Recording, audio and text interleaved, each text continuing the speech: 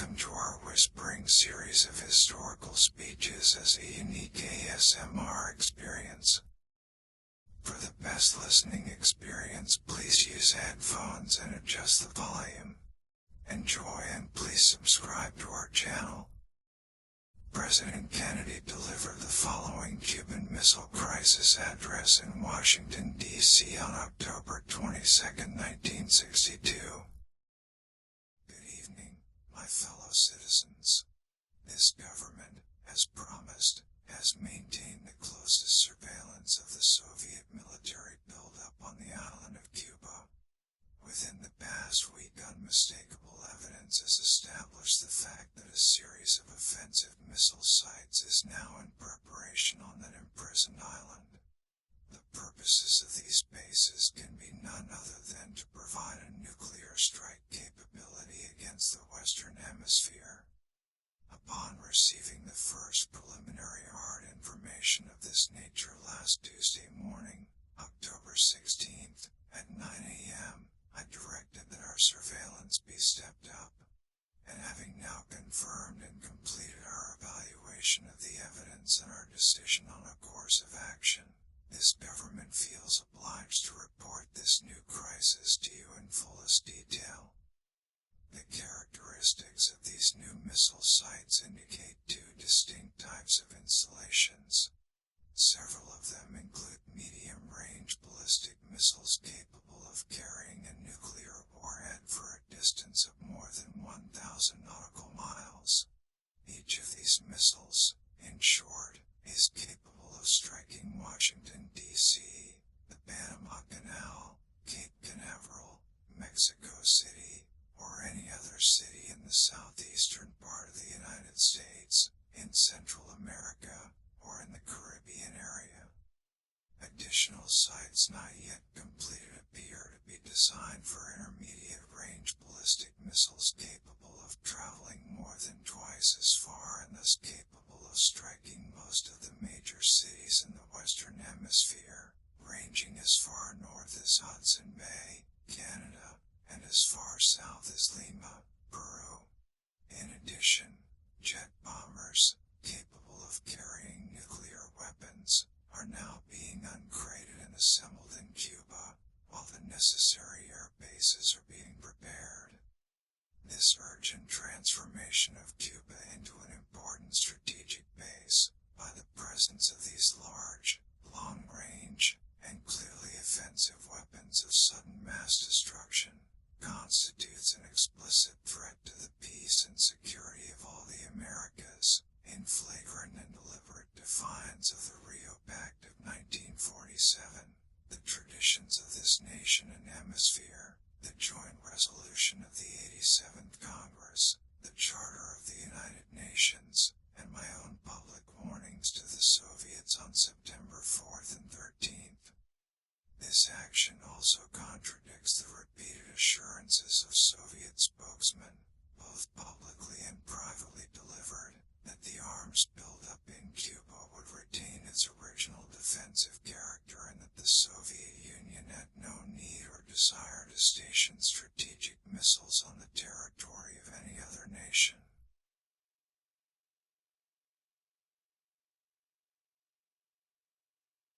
The size of this undertaking makes clear that it has been planned for some months.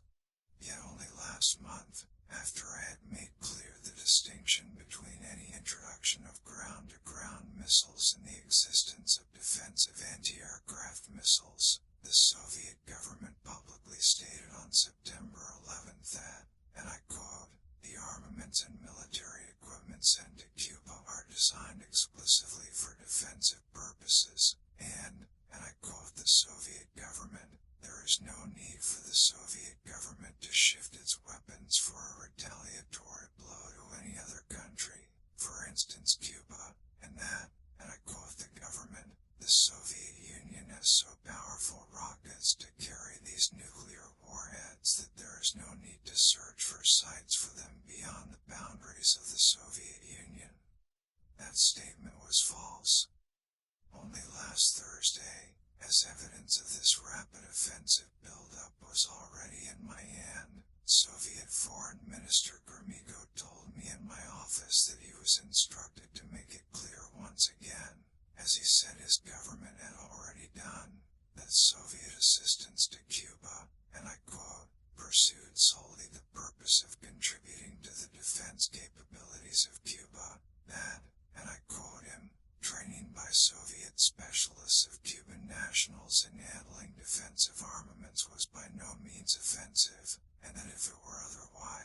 Mr. Gromyko went on, the Soviet government would never become involved in rendering such assistance. That statement also was false. Neither the United States of America nor the world community of nations can tolerate deliberate deception and offensive threats on the part of any nation, large or small. We no longer live in a world where only the actual firing of weapons represents a sufficient challenge to a nation's security to constitute maximum peril. Nuclear weapons are so destructive and ballistic missiles are so swift that any substantially increased possibility of their use or any sudden change in their deployment may well be regarded as a definite threat to peace.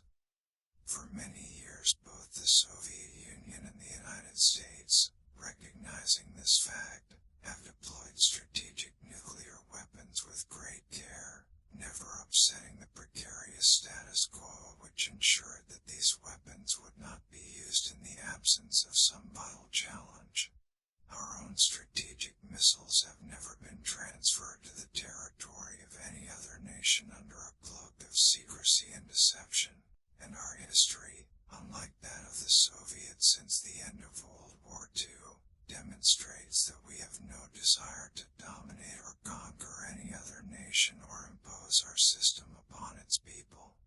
Nevertheless, American citizens have become adjusted to living daily on the bullseye of Soviet missiles located inside the USSR or in submarines. In that sense, missiles in Cuba add to an already clear and present danger, although it should be noted the nations of Latin America have never previously been subjected to a potential nuclear threat.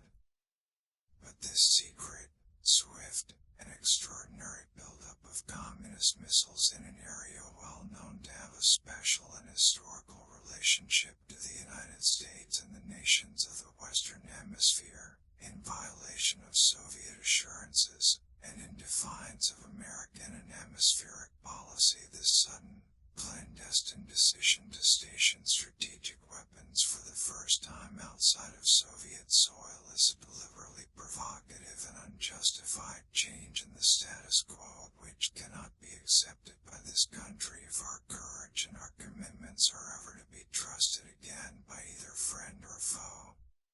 The 1930s taught us a clear lesson.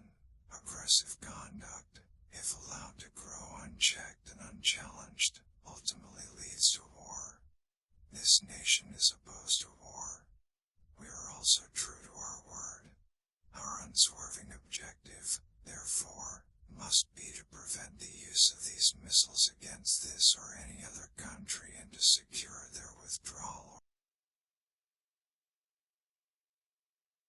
or elimination from the Western Hemisphere. Our policy has been one of patience and restraint, as befits a peaceful and powerful nation, which leads a worldwide alliance. We have been determined not to be diverted from our central concerns by mere irritants and fanatics. But now further action is required and it is underway, and these actions may only be the beginning. We will not prematurely or unnecessarily risk the costs of worldwide nuclear war in which even the fruits of victory would be ashes in our mouth, but neither will we shrink from that risk at any time it must be faced.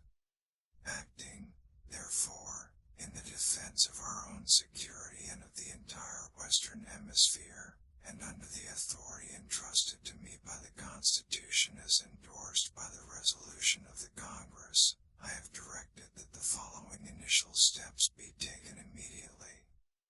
First, to halt this offensive build-up, a strict quarantine on all offensive military equipment under shipment to Cuba is being initiated. All ships of any kind bound for Cuba from whatever nation or port will, if found to contain cargoes of offensive weapons, be turned back. This quarantine will be extended, if needed, to other types of cargo and carriers. We are not at this time, however, denying the necessities of life as the Soviets attempted to do in their Berlin blockade of 1948. Second, I have directed increased close surveillance of Cuba and its military buildup. The foreign ministers of the Organization of American States in their communiqué of October 3rd rejected secrecy on such matters in this hemisphere. Should these offensive military preparations continue, thus increasing the threat to the hemisphere, further action will be justified. I have directed the armed forces to prepare for any eventualities, and I trust that in the interests of both the Cuban people and the Soviet technicians at the sites, the hazards to all concerned of continuing this threat will be recognized.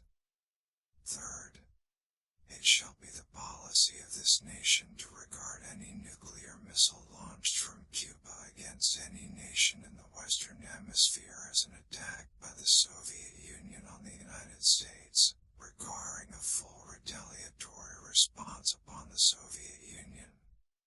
Fourth, as a necessary military precaution, I have reinforced our base at Guantanamo, evacuated today the dependents of our personnel there, and ordered additional military units to be on a standby alert basis.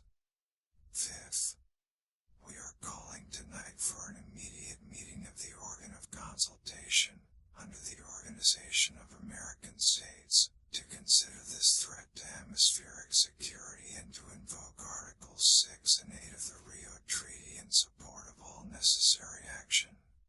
The United Nations Charter allows for regional security arrangements, and the nations of this hemisphere decided long ago against the military presence of outside powers. Our other allies around the world have also been alerted. Sixth, under the Charter of the United Nations, we are asking tonight that an emergency meeting of the Security Council be convoked without delay to take action against this latest Soviet threat to world peace. Our resolution will call for the prompt dismantling and withdrawal of all offensive weapons in Cuba, under the supervision of United Nations observers, before the quarantine can be lifted. Seventh and finally, I call upon Chairman Khrushchev to halt and eliminate this clandestine, reckless, and provocative threat to world peace and to stable relations between our two nations.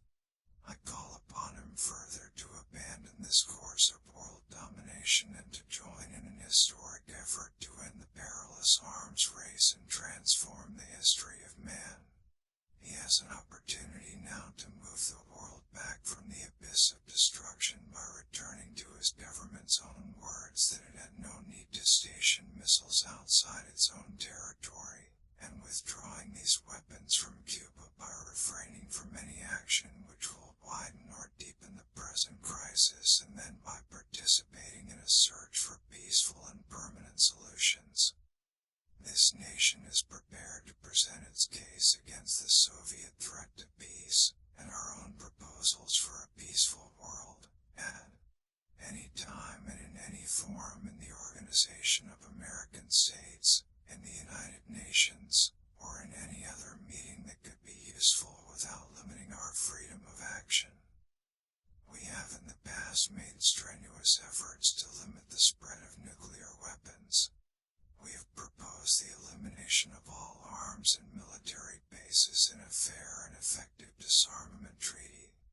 We are prepared to discuss new proposals for the removal of tensions on both sides, including the possibilities of a genuinely independent Cuba, free to determine its own destiny.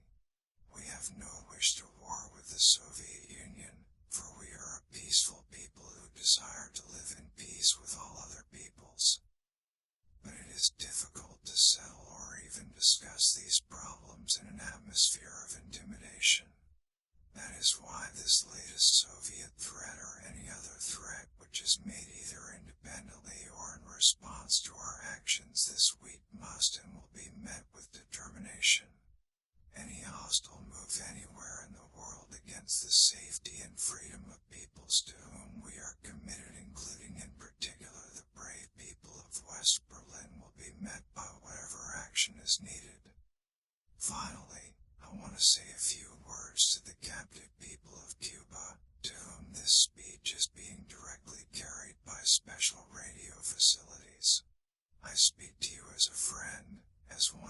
because of your deep attachment to your fatherland, as one who shares your aspirations for liberty and justice for all. And I have watched, and the American people have watched with deep sorrow how your nationalist revolution was betrayed and how your fatherland fell under foreign domination. Now your leaders are no longer Cuban leaders inspired by Cuban ideals. They are puppets and agents of an international conspiracy which has turned Cuba against your friends and neighbors in the Americas and turned it into the first Latin American country to become a target for nuclear war, the first Latin American country to have these weapons on its soil. These new weapons are not in your interest. They contribute nothing to your peace and well-being. They can only undermine it. But this country has no wish to cause you to suffer or to impose any system upon you. We know that your lives and land are being used as pawns by those who deny you freedom. Many times in the past, Cuban people have risen to throw out tyrants who destroyed their liberty. And I have no doubt that most Cubans today look forward to the time when they will be truly free from foreign domination, free to choose their own leaders, free to select their own system, free to own their own land, free to speak and write and worship without fear or degradation. And then shall Cuba be welcomed back to the Society of Free Nations and to the associations of this hemisphere. My fellow citizens, let no one doubt that this is a difficult and dangerous effort on which we have set out. No one can foresee precisely what course it will take or what costs or casualties will be incurred. Many months of sacrifice and self-discipline lie ahead, months in which both our patience and our will be tested, months in which many threats and denunciations will keep us aware of our dangers. But the greatest danger of all would be to do nothing. The path we have chosen for the present is full of hazards, as all paths are, but it is the one most consistent with our character and courage as a nation and our commitments around the world. The cost of freedom is always high, but Americans have always paid it. And one path we shall never choose, and that is the path of surrender or submission. Our goal is not the victory of might, but the vindication of right, not peace at the expense of freedom, but both peace and freedom, here in this hemisphere and, we hope, around the world. God willing, that goal will be achieved. Thanks for listening to this historic clip. Please check out our other videos and remember to subscribe to our channel.